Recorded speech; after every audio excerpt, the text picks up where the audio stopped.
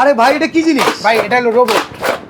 এটা কি ভাই? একবার আপনি যে টুল বানাইতেছেন, একবার পিড়া বানাইতেছেন, বুঝলাম না তো কাহিনী। বয়স্ক বৃদ্ধ বাবা মার কষ্ট দিন শেষ। আচ্ছা। এখন হলো মোড়া, আচ্ছা টুল, ওকে। মোড়া, টুল সব করতে পারবেন ভাই।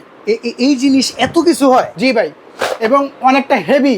আচ্ছা, ওয়েট ক্যাপাসিটি কেমন? আপনি ওইটা দাঁড়াইতে পারবেন? আরে ভাই কি বলেন আপনি, এই যে হারাইলাম দেখেন, এই দেখেন ওরে শর্মা, কত কেজি লোড নেয় ভাই? ভাই, এটা আনলিমিটেড, অসুবিধা নেই। আচ্ছা, ঠিক আছে? মানে যার যত ওজন আছে বসলে কোনো সমস্যা নেই? হ্যাঁ, আবার এই যে দেখেন বয়স্ক মা বোনরা এই যে বসে কাটাকাটি করতে পারবে? জি।